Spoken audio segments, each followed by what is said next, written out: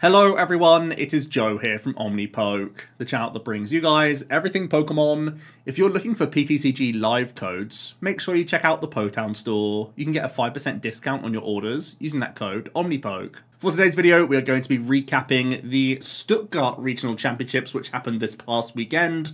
There is another regional happening this weekend over in the States in San Antonio, so we are going to be knee-jerk reacting based on the list that we've seen this weekend. Basically, every tournament in the Paradox Rift meta has had a vastly different top 8. We have a really diverse pool of archetypes, but also tech decisions within these decks are changing week to week, so it really is a challenge out there right now. If you want to watch any of the regional action, it's on the official channel. I was actually casting the Stuttgart Regionals myself, and you can check it out on the Twitch Pokemon TCG or just on YouTube for Pokemon. It should be all there for you. Really interesting and fun tournaments. Let's start with the day 1 and 2 breakdown then. And we have Charizard EX becoming the most popular day 1 choice for players at 17%. In Gdansk, the previous regional, it was Miraidon on top, so it does make logical sense that Charizard would remain popular. Obviously, Charizard did well in Gdansk. There was also a decent amount of Mew that performed quite well, and Miraidon was the most popular deck. So that sort of created this perfect storm of a lot of players wanting to play Charizard themselves as a high-performing deck that also seems like safe, I suppose. So not too surprising to see that one so popular. Miraidon held strong. It did get 9th, so just fell out of the top 8 in Gdansk, so still had a pretty high placement and is still one of the fast, consistent performers, still riding the victory from the LAIC, of course, carries a lot of weight behind it. Gardevoir still holding around 11%, maybe a little bit less popular than I would have expected, but it does have to be concerned about Miraidon as like a high-tier threat matchup, I suppose. And again, let's not forget that Miraidon was previously the most popular archetype, so it does make some logic there. The Lost Zone engines picked up in play as well in the day 1 usage.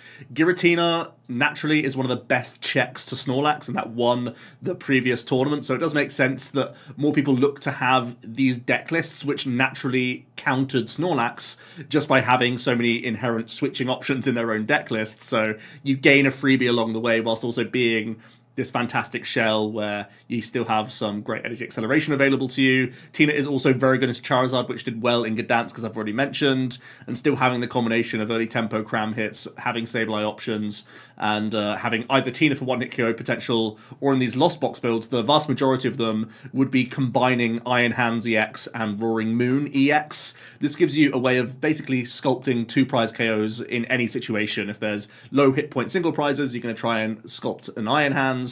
If there's a really high hit point stage 2 or a V max Pokemon, you're going to go for Roaring Moon and try and take KOs. So yeah, the Lost Box decks picked up a little bit in popularity. Also, possibly some players were encouraged by Tord's wacky deck list in Gdansk as well, and maybe making changes towards that deck list to sort of emulate the success that Tord had, which was pretty cool. And we made it onto the day 1 graphic. It had a pretty good time in Gdansk. It does make sense when it's also one of the naturally pretty solid cards into Miraidon. It's very solid into Snorlax as well, especially DTE judge-based builds. That can be a huge issue for the control players because you can judge path them, put tempo on them, and if they're not drawing cards, they're just going to lose with their 3 Pokemon board. You can just keep announcing attacks into them without any comeback. So yeah, it does make a lot of logical sense actually, this day 1 breakdown based on what did well in Gdansk, and I think there's nothing too surprising here, to be honest with you. As we look at the day 2 breakdown then, it was actually the Giratina over any other archetype that was sort of profiting from the heavy play of Charizard. Giratina generally is pretty favoured into Charizard. Outside of that, we did see a decent showing for Gardevoir. Miraidon held pretty strong. Charizard didn't do that great, but was one of the most popular decks in day 1, so that's not overly surprising.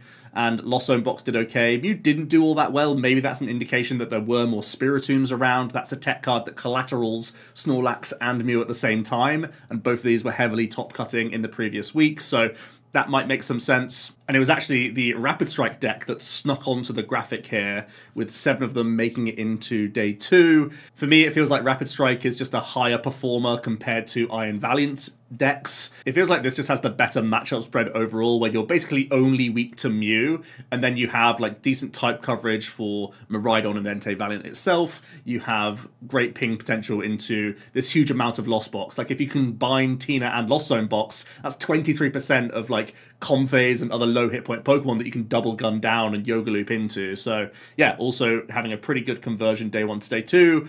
Naturally, the Inteleon wasn't all that popular, but as we'll see with the top 8, it actually had a really good showing this weekend. Let's have a look at the top 8 breakdown then. Huge congratulations to Christian, who was able to get a victory with Sableye Charizard. It's an archetype that's been close to my heart, and this has actually been on mine and Jack's testing table for a long time.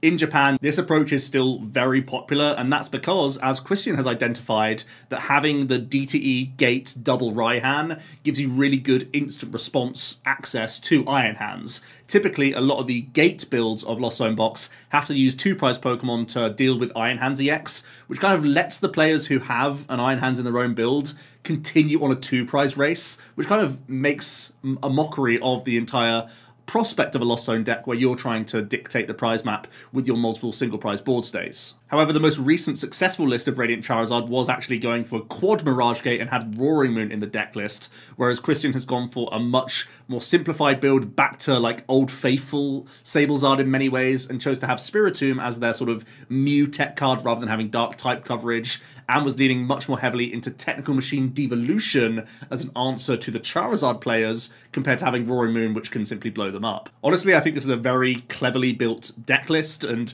Christian even said in that interview they'd only picked this up like on the Wednesday before the tournament, but was locking into it and was learning the deck on the fly. But yeah, huge congratulations. Looks like all the ratios are looking pretty clean. I really like the high ball search count and Fog Crystal.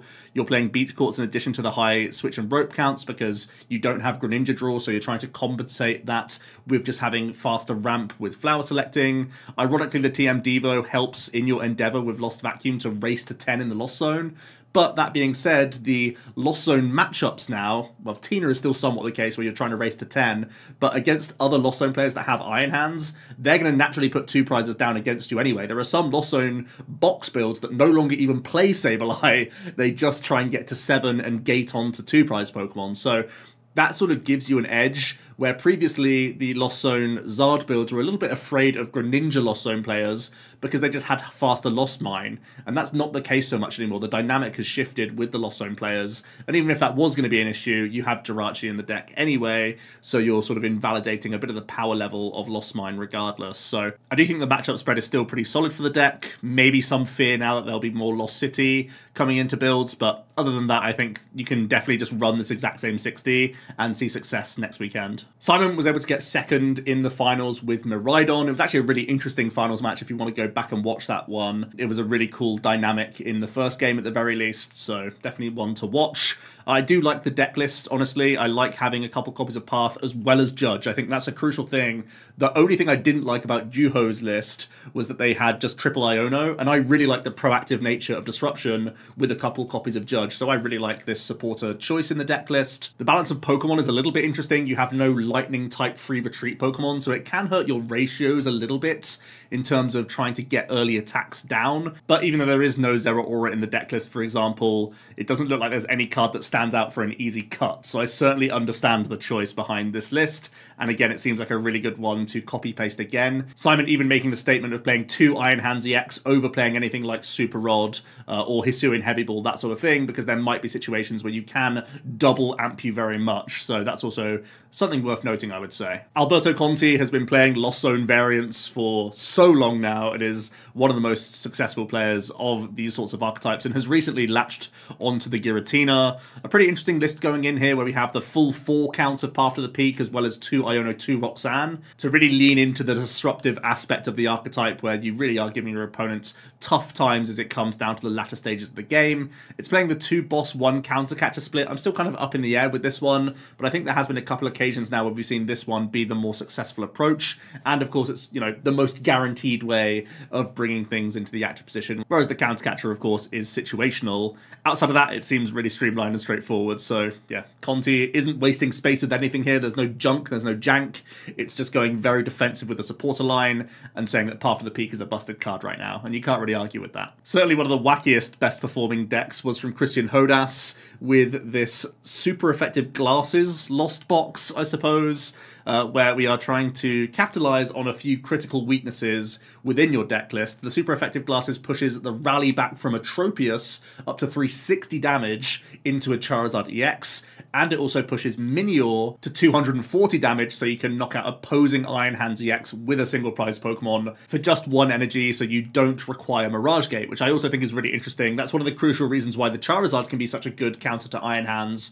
Minior doing a similar thing here, where you don't need to be having a racing start with early flower selectings and whatnot. You can avoid using Gate and still get a Minior over the line. Yes, it might take some combinations. You would have to Lost Vacuum away opposing Bravery Charms sometimes against Miraidon players, and you would have to find one of your Town Stores or Glasses, so there are still some combos that you'd have to find, but it's at least a pretty proactive answer here. And at the same time, playing Glasses, Minior, especially with 2 copies of Glasses, you have a good time into Snorlax as well, so it seems a little bit gimmicky, but the package is actually quite solid, especially when Town Store also enables the consistency of having a Forest Seal Stone to start ramping to 7 and getting those Colrus turn by turn and having Mirage Gate available to you as well. The Dark type coverage is still certainly relevant. Having Moltres and Roaring Moon in here gives you a decent amount of ways to race into the Mew matchup, and of course Frenzied Gouging is just that decent coverage card in general into other high hit point Pokemon. And the Iron Hands is how we uptrade into single prize matchups. That's why you'll notice there's no Sableye Psychic in the deck list whatsoever, nor Water Energy actually, which was a personal surprise to me. We are only trying to take multiple prize knockouts on multi-prize Pokemon, or with Iron Hands exactly. There are a few other cards which obviously stand out here. Playing no Roxanne, but instead playing a Zinnia's Resolve, that's certainly a wacky one, and I do feel like having some comeback cards in a Lost Zone deck has proven itself time and time again, so that's somewhat of a surprise to me, something that I personally would like to change, but at the same time, Zinnia continues to allow you to dig through the deck, and when we are looking for Gate plus Rod combos so frequently, I do understand the reason to hold a piece in hand and allow your Zinnia to be effectively a 5th Colrus, because 7 is our breakpoint. It's quite easy to get to, even after you've just used 1 or 2 Colrus, so I do understand the reason to just have an additional supporter in the deck, but I do question why it isn't necessarily Roxanne. The choice to play Gift Energy over Jet is also an interesting one. I think the idea is pretty simple here. Because Iron Hands is such a big threat, because Roaring Moon can be such a big threat, your opponent has to instantly respect these Pokemon and knock them out on the spot, so having the Gift means that even if you are getting hit with Hand Disruption, you're immediately topping back up and getting your next attacker lined up to get over the line, even under Hand Disruption. So it is a very cool way of going about closing the game with this deck. Really cool one, definitely want to try it out. I think there's a lot that was correct from Christian here, and even though it looks really goofy and Glasses are like haha funny card, this doesn't look competitive on first glance, it actually does make a ton of sense. Ethan was able to make top 8 with a Grabber, Judge, Luxray, DTE based Mew. Nothing necessarily too surprising coming out of this deck list outside of just choosing to still play the Grabber Judge, I guess. Ethan actually came up against 1 Charizard from what I can tell from the PokeStats live data and did get the win, so immediately it makes the Luxray Grabber combo look good. Sometimes it gets over the line, especially with Path to the Peak as well. Outside of that, yeah, solid archetype with still decent matchups, as long as you're sometimes happy to facepalm whenever you see a Spiritomb. Teo and Gino were rocking the flag for Intel Urshi. Like I said, I had a good day 1 to 2 conversion, but also seeing 2 make the top 8 is also a big story for the weekend, especially because the winning deck was Lost Zone Box. So I do think we have to be on high alert for Rapid Strike going into San Antonio, because it makes a lot of logical sense to be piloting this archetype. It's really piggybacking off of Rahul's most successful list. I think it's trimmed down on one of the technical machine devolutions. It's also flip-flopped one of the Battle VIP pass for a Nest Ball just for more sort of longevity, playing the fish over Squawkabilly, and it means that you rejigged some of your researches into Iridas to have more sort of guaranteed search throughout the mid-game. Irida's such a valuable card in this archetype to get vessels and retrievals guaranteed as you go through the game, and of course it's getting you that sort of turn 2 artillery, which is also such an important card, so it's almost like a throwback to previous build where we have a bigger split of these supporter cards and having fish, rather than sort of padding out your key supporters, having Squawkabilly, knowing that you want to play like secondary copies of Devo, secondary copies of Clara, just because you know you have to throw these away in opening turn situations. Gino, however, is really much more in line with what we've seen previously. I think just choosing to play Escape Rope rather than Professor Churro in the deck list, compared to Rahul's list from the previous week. So we know this is from a good pedigree, high-tier deck, and only just having a few tweaks is also really valid right now. We round out the top 8 with Dustin with a Lost Zone Charizard EX build. I was actually touting this to be a solid play this weekend. Jack chose to pilot the archetype during this weekend as well. Not really how I had it built, because I was going for a pure Fire Energy Radzard approach compared to this list, which is playing 1 Psychic, 1 Sableye, so it has more diverse single prize attacking options, but ultimately this was something that I was really backing going into this weekend because it seemed like it had a lot of legs. Some interesting choices in the deck list. It's playing 2 copies of Lost City. I think the concept here is to be able to remove Manaphy from play, Jirachi from play, and put even more pressure onto Gardevoir players, which I think is certainly valid. And ultimately this is quite similar to Alberto Benvenga's list from a few months ago back in Barcelona, which also made top 8. So I still respect this archetype. I've mostly been playing it with Charizard over Greninja, but of course Greninja can see more cards, so you can make sure you hit your Candy-Zard combos, so can't really argue with it too much. It has still a great plethora of attacking options, and it seems like a real threat in the metagame, although I have heard a few horror stories here and there from players who did sort of listen to Joe, and it didn't go all that well, including Jack, unfortunately. A few other notable stories is that we saw Luigi get 9th place. It was a clean top cut, but still a really great top 16 performance for a very straightforward, pure Roaring Moon deck. I was able to interview Luigi, and they said they had a pretty fortuitous run in terms of matchups, but that said, whenever we saw Luigi playing, their deck was running super smooth, playing a list with Quad Town Store in here, with Capsules, 1 Charm, 1 Forest Seal Stone, having Trekking Shoes to just top up the overall item ratios.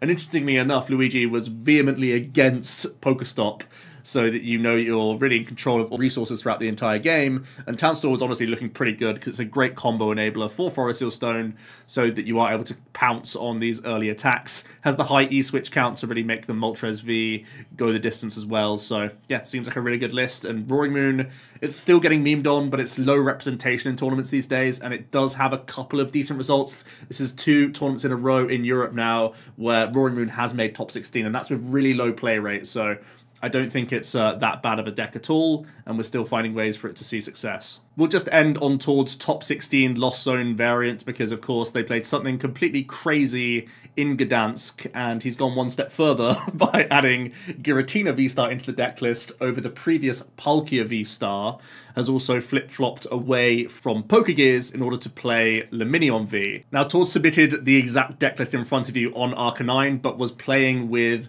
3 Nest 1 Ultra Balls, so the fish was a +2 guaranteed outs towards Chorus, which is worth noting. And if you are going to be copy-pasting this deck list to play yourself, the intention was certainly to have an Ultra Ball within the 60. There's still so much going on with this deck in terms of just still having so many different attacking lines available to you. Giratina comes in to give you potential Abyss Seeking if everything's gone to pot. It gives you a great Shred option if you do expect Snorlax. And it does still have a fantastic V-Star power available, although you do play a Forest Seal Stone. And it does have Lost Impact for this high damage output pressure option at the same time. It can give you a really good time into Charizard as well. It's also, of course, far stronger into the Miraidon players, so Latina seems to be this better choice just generally in the deck list, even though it does make your energy count look even wonkier than before. Between Gdansk and Stuttgart, I haven't really had that much time at home. I've been between a couple tournaments, but I'm finally going to get the chance to sit down and start playing this archetype, learning all the lines of play, and I feel like my brain's going to explode as soon as I start doing this, but should make for some fun streams coming up later in the week. Let me know your thoughts on the Stuttgart Regional Championships. It's the last one of the year for us Europeans. Liverpool Regionals isn't till the end of Jan, so we're going to be kicking back, relaxing, watching the American streams for a few weeks. It's going to be nice to have a little break from competitive Pokemon, although I haven't actually played a tournament in the Paradox Rift meta just yet myself. I've happened to just cast a couple, so I'm actually chomping at the bit to get to play in some higher tier tournaments. I'm still going to try and find some cups and such in the early weeks of Jan. But that's it for today's video. Hope you did enjoy, and I'll see you tomorrow for another one. Cheers.